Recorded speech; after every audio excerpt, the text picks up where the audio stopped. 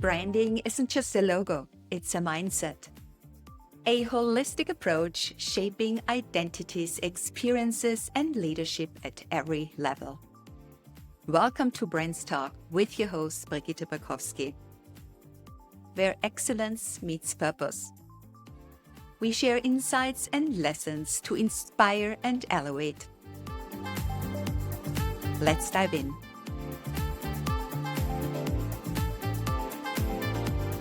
My guest today is Alethea Felton. Alethea is a professional speaker, AI consultant, and digital products creator for entrepreneurs and busy professionals. A best-selling author and host of the Top 3% show, the Power Transformation podcast. As founder and CEO of Alethea Felton Coaching and the Resilient Leaders Alliance, she specializes in helping leaders master resilience and transform setbacks into unstoppable breakthroughs. With over 2 decades of award-winning experience, Alethea's expertise centers on empowering people globally to navigate challenges with confidence, clarity, and courage in order to get to the next level in their business, career, and life. Through her unique approach that combines practical real-world strategies with authenticity and relatability, she enables leaders to bring their vision to fruition creatively and with more efficiency, which leads to their sustainable success. Welcome, Alethea Felton. Welcome to BrandsTalk. Thank you so much. I'm so happy to be here with you. I absolutely love you. It's an honor. I do love you too. Thank It's an honor to have you here on the show today and to learn more about your journey, which was a rough one, a path that was not always easy to walk, which made you who you are today. And you were navigating illness, grief, and also you had to reinvent yourself fundamentally through every transition and transformation. And it basically redefined you, how you show up as a leader nowadays, as a person and as a brand. What did you have to let go of to make that evolution possible? Wow, I love that question. Well, I had to let go of being what others always expected me to do in order to walk into this place and space of who I am today.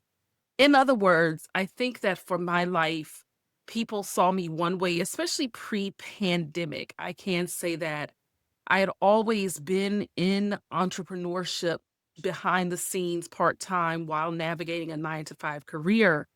But about almost 3 years ago, it's been a little over 2 years, I decided to make that shift into full-time entrepreneurship. And people from my life, and I would say people who knew me for many, many years prior to that, are still used to a certain version of me. And it can be a bit challenging seeing this adjustment. But I had to be true and authentic to who I really am and who I'm called to be. And so that is how I would respond to that, is that I couldn't conform to what other people expected me to do. And I'm not talking about family. I actually have a lot of support from my immediate family, but I'm talking about people who knew me in different roles. It's just different seeing me in this space. I'll give you an example. I have a nickname that people who are very close to me call me and who really have known me by that. And I've had that nickname since I was 2 years old. And it's interesting because now sometimes people from the past will message me or will leave comments on posts. And since my social media name is Alethea Felton, back in the day, it would also include my nickname. It would say Alethea Lily Felton. And it's interesting because now, since I took out my nickname, certain people will approach me and call me by my first name. And I have to inbox them and say, hey, I'm still me. It's okay. And they'll say, oh, I wasn't sure if you still even went by that. So it doesn't change who I am. It changes what I do, but I'm still me. But I think people are still getting used to this space of my full-time entrepreneurial journey. It's interesting when you change your name or leave out your middle name that people suddenly assume, since your expression is different by the name, that you might internally also have completely changed. Still, you Mhm. evolve as a person with your identity over the years. With every experience that you have, you are changing, you're evolving, you're hopefully leveling up. But still, at the core, your core essence is still the same. Exactly. Yeah. Exactly. And a nickname is just that. It's a fun, lighthearted name. Prior to this journey, when I was doing entrepreneurship part-time, my social media platforms were more personal. I didn't really talk about business. A lot of the business I got in the past was through word of mouth. And although I had a different website, it was still word of mouth. So now it's a totally different approach as in that to really promote who I am in terms of my brand, my business, who I am and how I serve people. I did take a shift. I put some personal things on my socials, but it's nowhere like how I did in the past. And I was very strategic with that. Prior to making that shift, I had to go back through years of postings, seeing, okay, what do I delete? What do I hide? What do I keep private? And it was nothing controversial or inappropriate. It was just that in that identity and in that life, I wasn't this brand of person that I am today because my businesses have also shifted over the years. Was there a defining moment when you realized the brand you were known for no longer reflected who you had become? Is there any specific moment that was defining your new path that was so disruptive in a sense? Was there one? And how did you consciously then redesign it from, because it's coming from the inside, you feel it inside. How did you redesign it from the inside out? Yes, that question is perfect because I do know that it happened during the pandemic. The year it happened, we are recording this December of 2025. I would say that it was in 2022 I started to feel a shifting and a change and a pivot, and I'll explain why. Just very briefly, in my 20s, my first entrepreneurial venture was catering. I've always loved to cook. I had people always wanting my food. So I decided to cater. I went to culinary school, the whole nine. I was teaching during the day, going to culinary school in the evening. And then I did that very well through my 20s. I thought I was going to do a YouTube cooking channel. I still may actually one day. I've had people asking me for years to do a YouTube cooking channel. But then in my 30s, I had a very severe flare up with Crohn's disease, and I had to put a pause on the catering. So I wanted to get more curious about myself as a person. And a former colleague reminded me that her husband was a holistic health coach. And I didn't, and I knew what a health coach was, but holistic, I didn't understand. And that's when she told me it's about looking at health from the mind, body, spirit, and more. So I got curious. And I remember when I was discharged from the hospital, her husband literally started health coaching me a couple of days after I got out of the hospital. I was set up in my room at the time as a sick room seating area because I could barely walk. I couldn't go anywhere. And he literally coached me as I was healing. So I got curious about that and I decided to get my certification as well a couple of years later. And that led to me also getting certified life coaching certification. In my career as a public school educator, I'd always done work with students. Then I transitioned into leadership, coaching, directing teachers. So the coaching went hand in hand. So I say because from my 30s all the way until probably about 40 or 41, I was known as this health coaching person who was helping people with health, mind, body, and spirit. And so during the pandemic, when I started my podcast in 2022, I knew that I was meant for more. I felt this internal stirring, God, whatever you want to call it. I call it God. I felt this prompting and this shifting happening where I said, I'm meant for more in this time of my life. And that was that pivotal moment where I knew that I had these special skills and gifts to really help people not only bounce back, but to level up to whatever was next in their life. And I knew this because just not what I did in my own life, but because people that I met over the years would come back to me and say, because of what you told me a couple of years ago, I produced an album, or I wrote a book, or I shifted jobs, and I didn't know what in the world was I doing. And I went back and tracked down certain people and just asked them, what did I say to you? What did I tell you? And that's when I knew this evolution of helping people in leadership roles to really just not be resilient, but to master it and to continue moving forward and achieve breakthroughs in different areas of their life. I knew then that's what I wanted to do.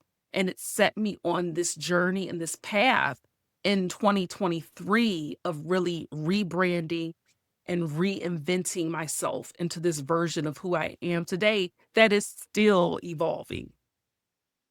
Oh, I want to go deeper into that.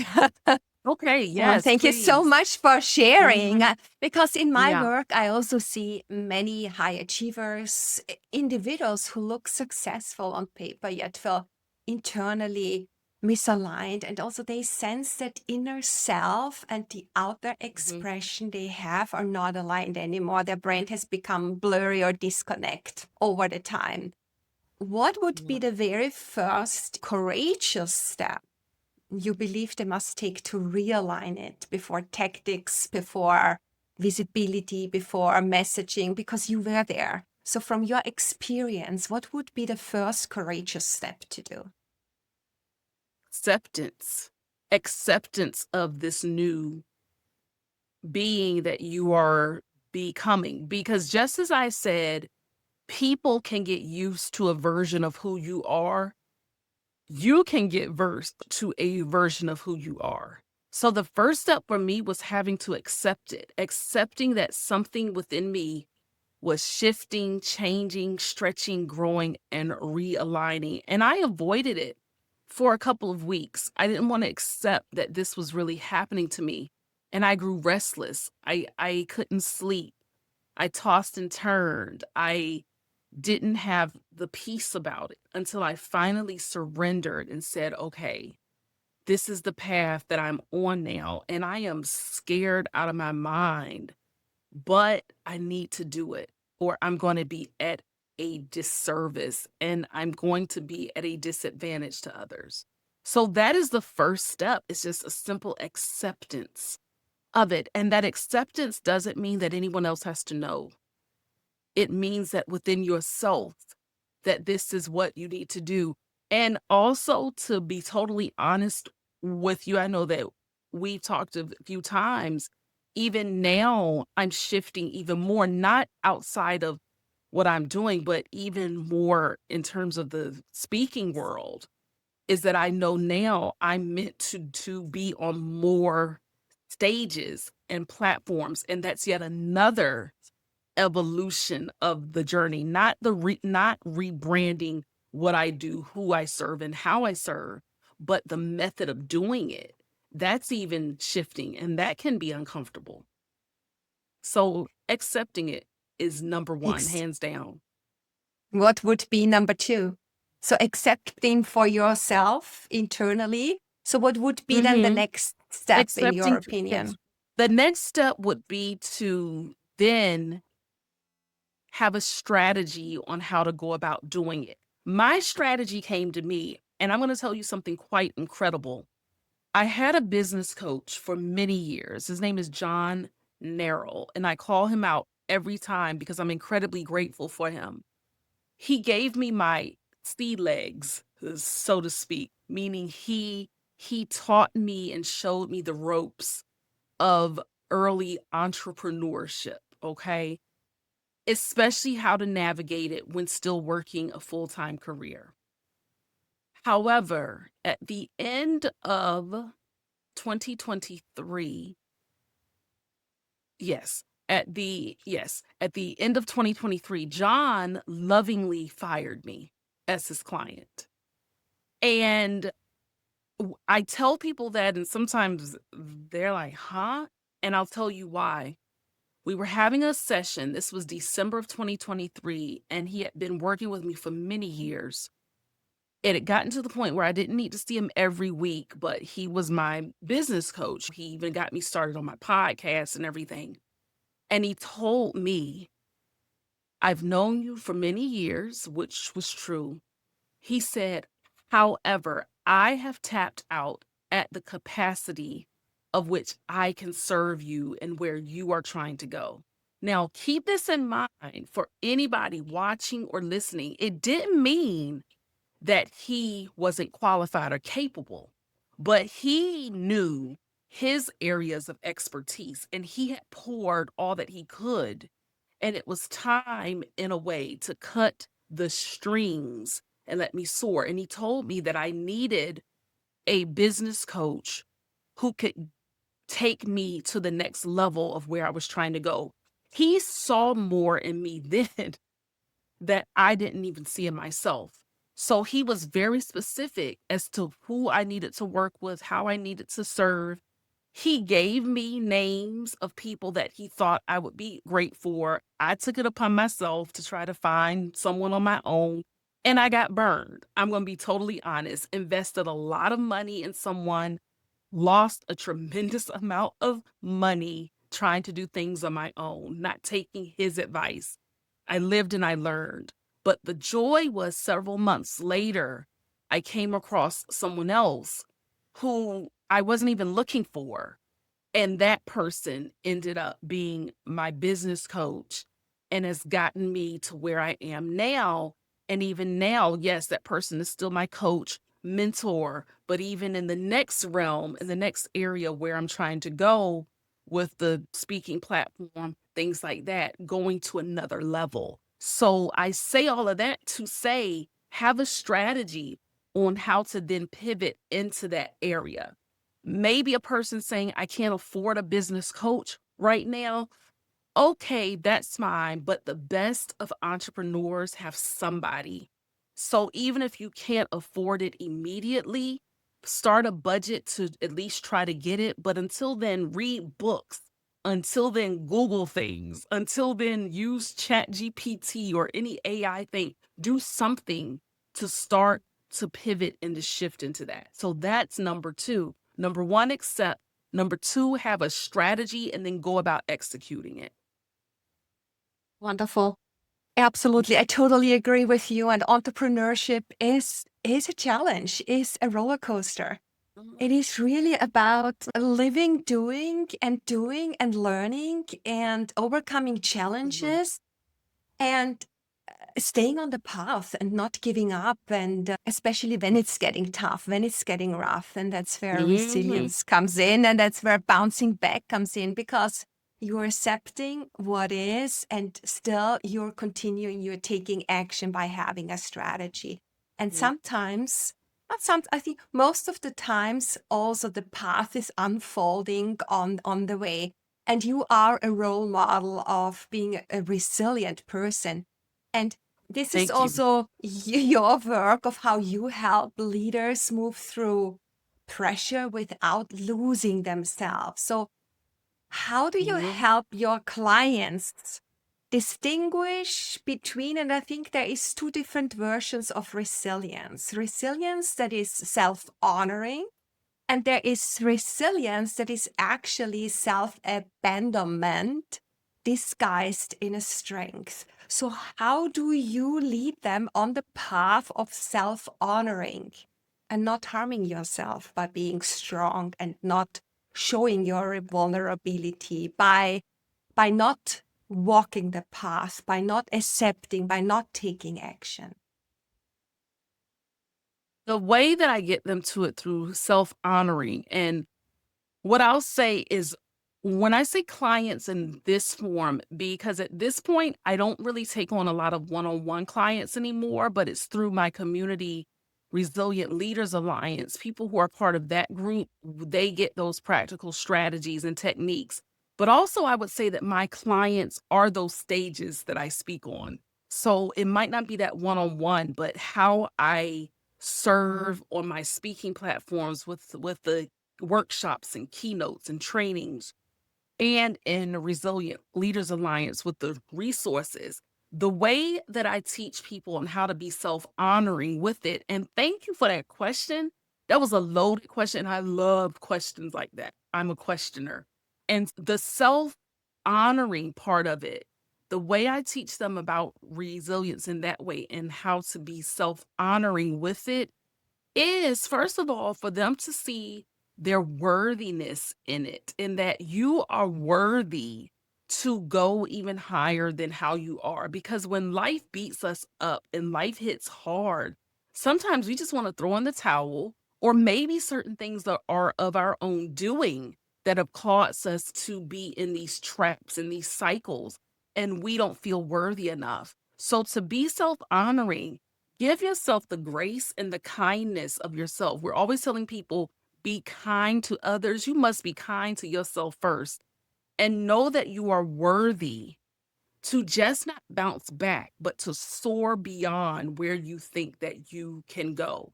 The self-abandonment piece comes in with resiliency, where we work and work and work and work and work, and we don't take time to just pause. We don't take time to rest.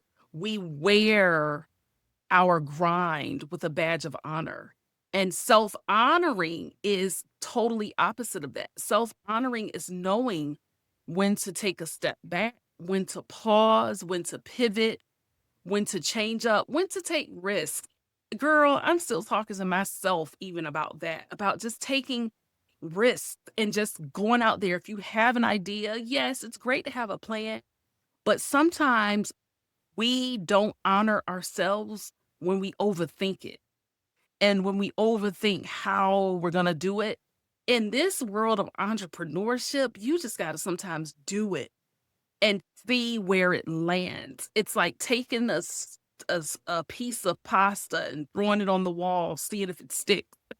And if it sticks, you got to run with it. Yeah, so honor yourself in that way. But that all aligns with the worthiness aspect. Even with men, I know in American culture, we always talk about women knowing that we are worthy, but men too recognize that you don't always have to wear this macho badge of honor all of the time. Realize that you too are worthy of moving up higher, and you don't have to apologize for it. So I think that's a way that I do on stages and in my other platforms, is how I teach clients on how to do that.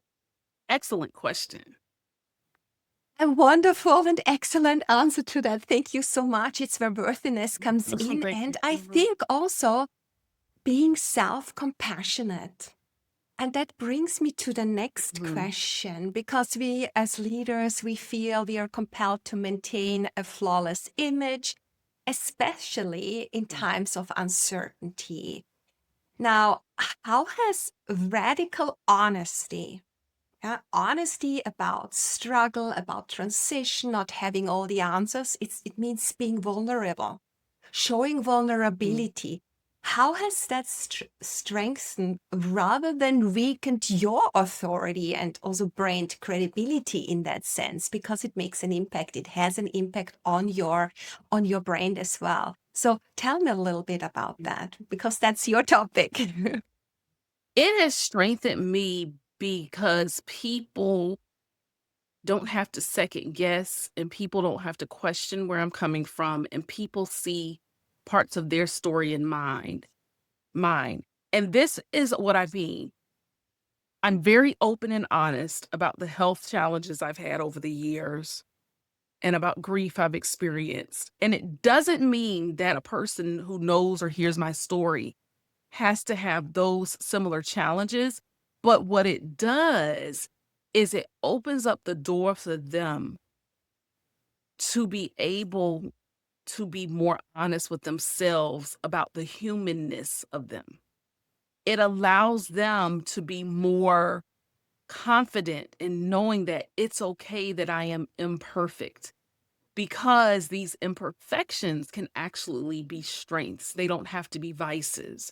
And so my has really helped me be, because I have people to tell me what you said or what you posted or what you shared or what you emailed really helped me. I'll give you a plain example.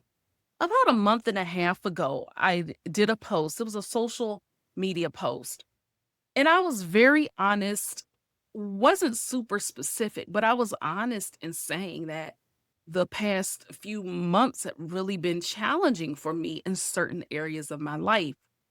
As a caregiver, I don't even talk about that much, but I'm talking about as a caregiver of aging parents and running a business and finances at times, because yes, with entrepreneurship, we can be rolling in the dough one day and then next thing you know, we have a dry spot and we got to figure out something else.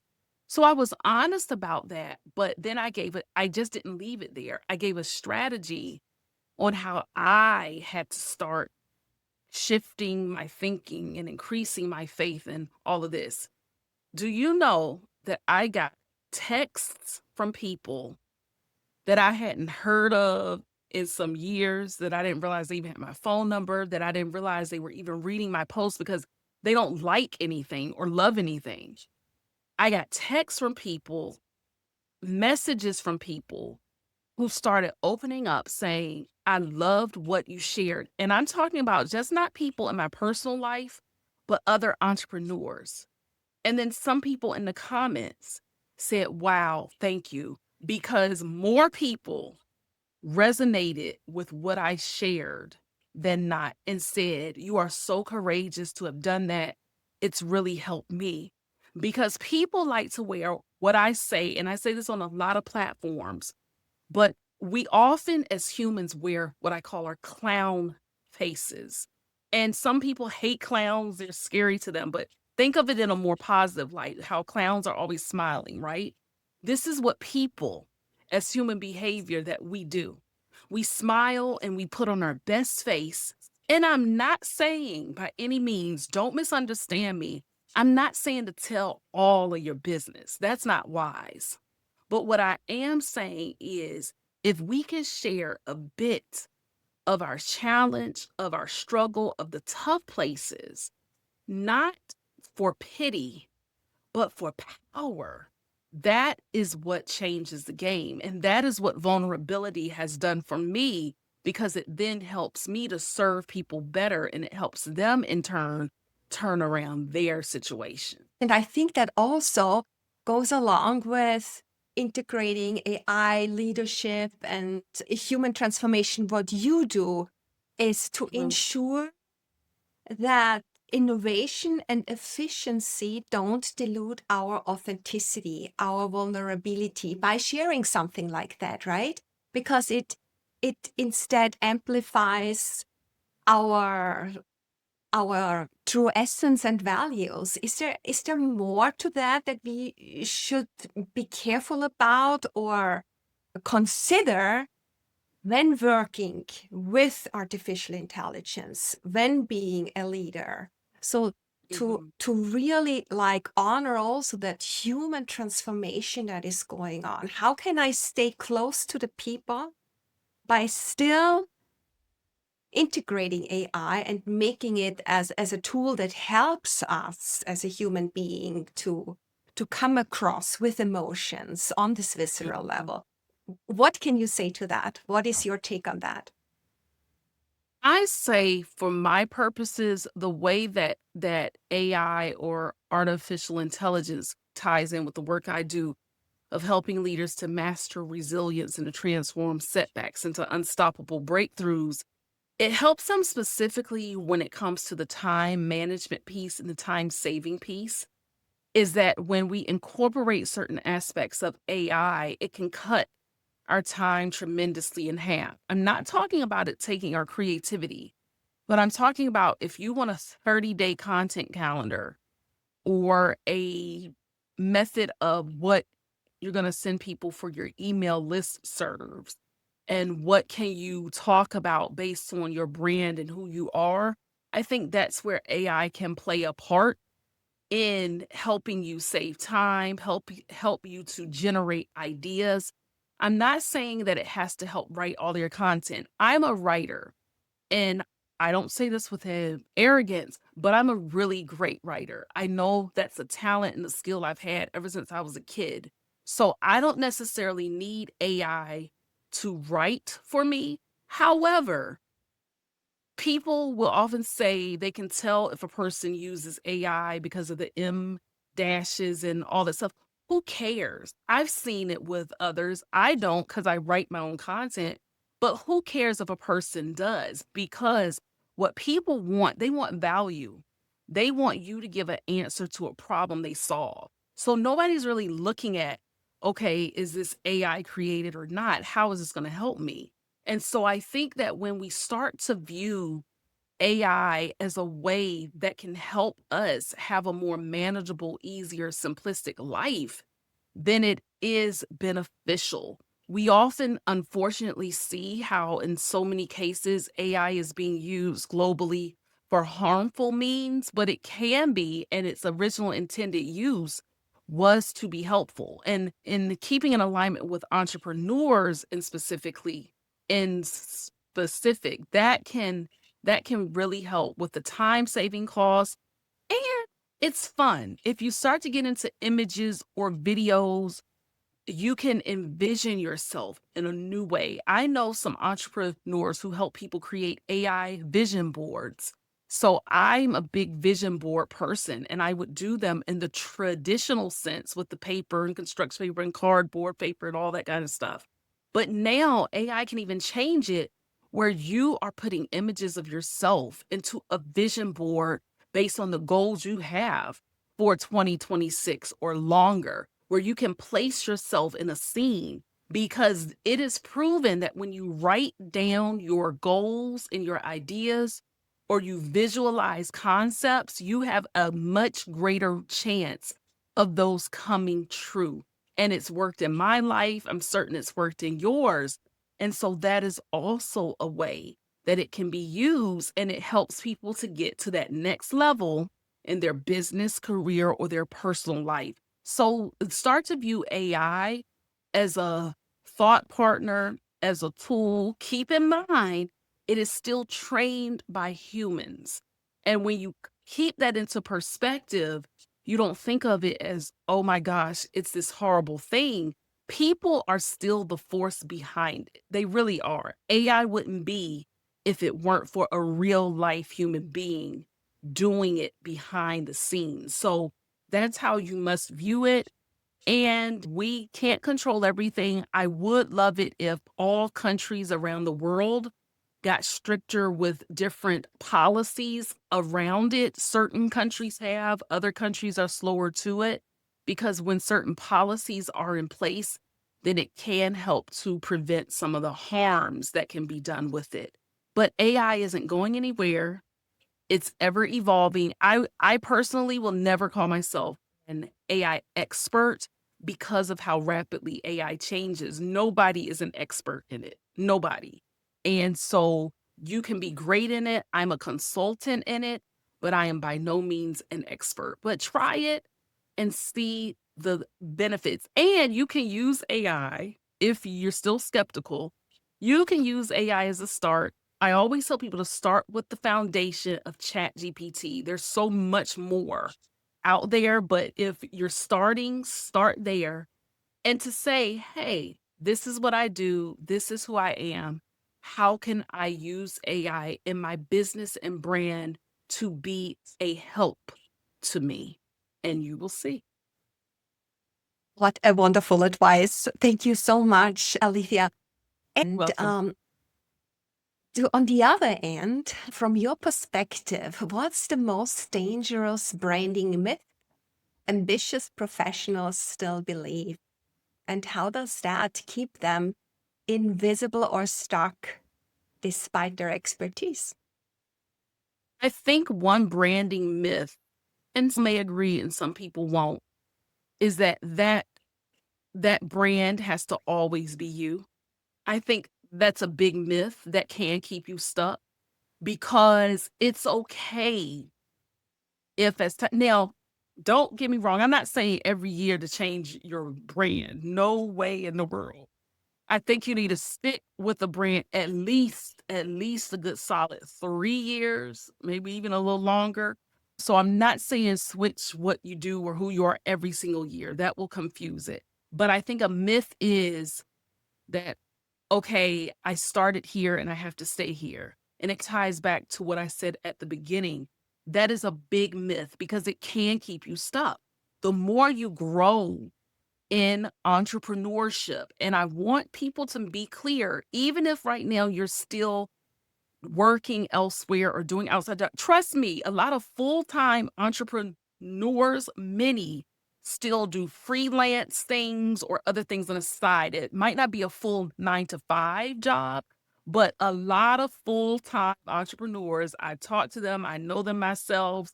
Even me, I still do certain freelance things occasionally. My whole point is whether you're doing it part-time or full-time, it's okay if you feel yourself or you know that you're outgrowing who you started to be as an entrepreneur. And when you don't change that up and you get stuck, it really doesn't take you anywhere and it doesn't serve you. And you become miserable, resentful, bitter. It doesn't become fun anymore.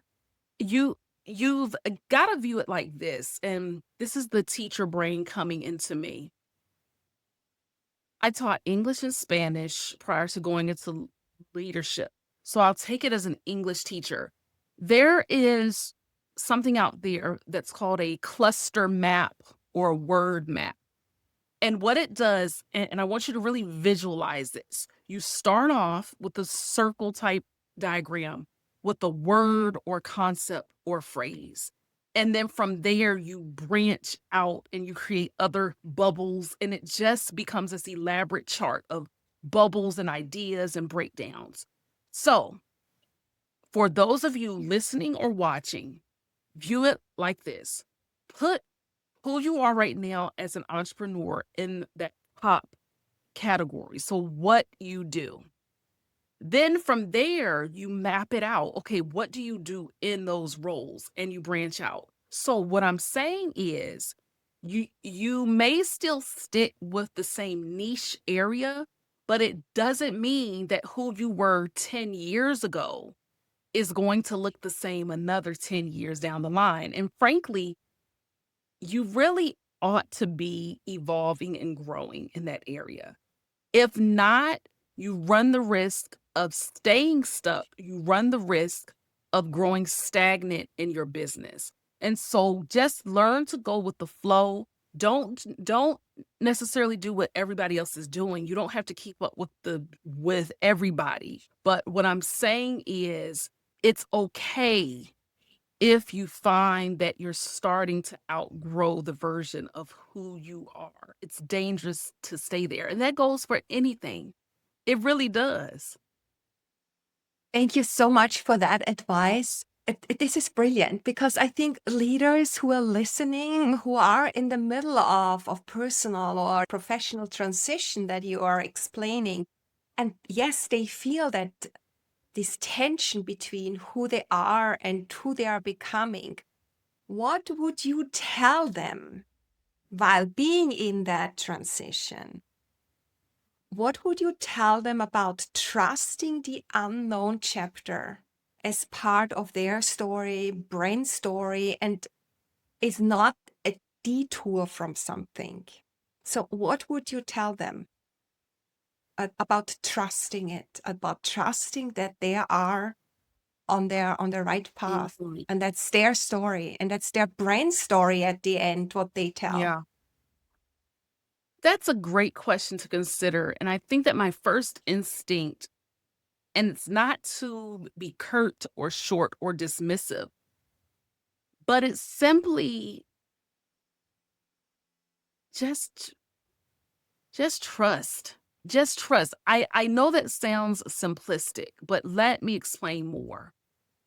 What I mean is we at times, okay, I view entrepreneurship as as flying a airplane that is still being built.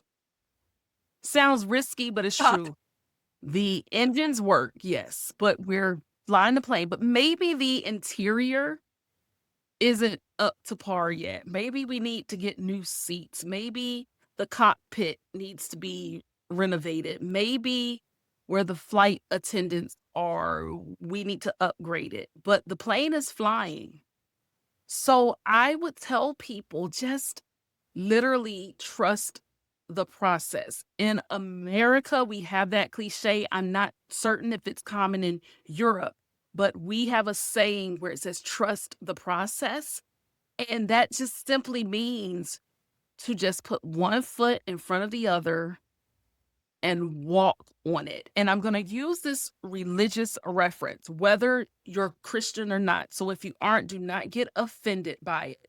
But it goes back to the Bible story of Jesus walking on the water. And when his disciples saw him, they thought he was a ghost. And oh my gosh, everybody just freaked out. And once his disciples started walking to him, and just said, "Whatever you do, keep your eyes on me. Don't look, you won't sink, you won't fall." But the second that you panic, you can start to drown. So you have to also view it as the proverbial walking on water. Just got to do it. Just trust in it. Trust in the unknown. Trust the vision that has been given to you. And this is the challenging part about this journey of entrepreneurship. We are visionaries, especially those of us who are really meant to do this. It's not for everybody, and that's okay. But those of us who are meant for this, we see the longer term vision, we see the plan, but what we don't see are all of the detours, all the pivots, all the heartache, all the long nights, all of the crying, all the frustration, all of the things that make you want to throw in the towel. But as entrepreneurs, those of us who are really called and chosen for this, it causes us to have those moments, but to want to push even more, to say, I've got to get it. So if you're having a hard time right now trusting, I think it's because you haven't given yourself the chance to even attempt to trust. You're letting your mind block it. And sometimes we must get out of our own heads, get out of our own way, and just do it. And that is the most simple answer that I can give you. Just trust and do it. Because the last thing you want to do is have life pass you by and you didn't even make the attempt. It might work and it might not. But guess what? Even if you fall flat on your face trying, you can get up again and you can regroup and you can try something new. Yeah, that was the perfect example you were given, especially with the airplane, since I'm coming from the airline industry. For me, this is Yes, extremely hard to take because I would not fly with a plane that is not finished and not done. that's right. Yeah, But it yeah, was the perfect example, however, because it's really about trusting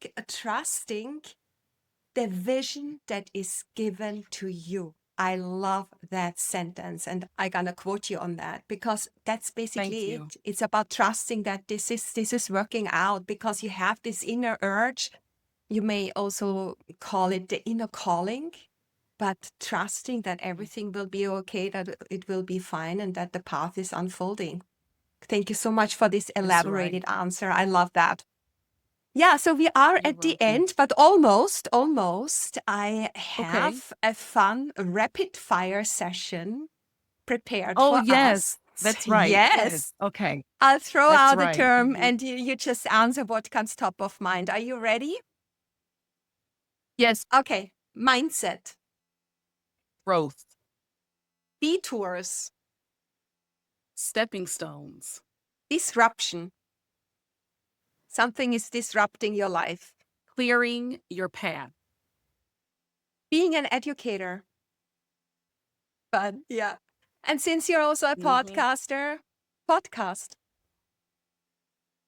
Intriguing. All right. And the last one is brands. What comes up top of mind if you think of branding or Brand. brands? An extension of your identity. Beautiful. Thank you so much. Alethea Felton, Too. where can listeners find you and get in touch with you?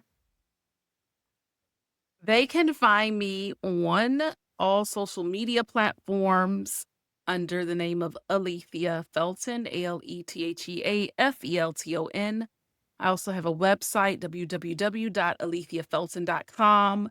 That's one area that I'm always changing and switching up. So I'm actually redoing my website, although it's active.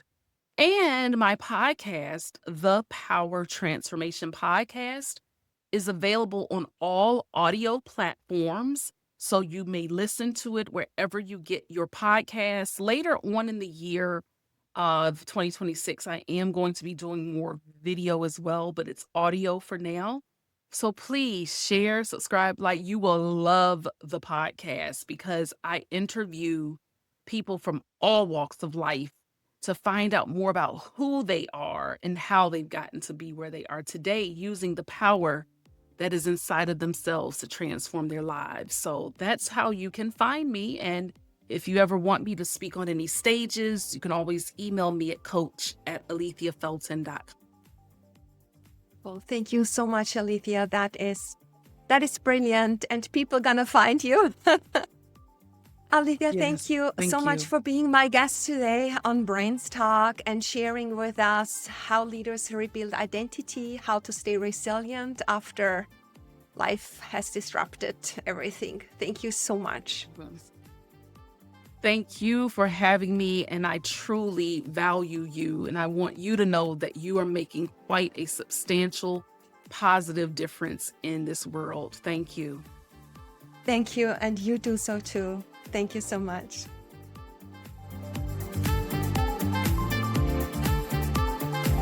If you enjoyed this episode, hit follow on your favorite app, share it with your network, and leave a quick review. Stay tuned for the next episode and keep shining.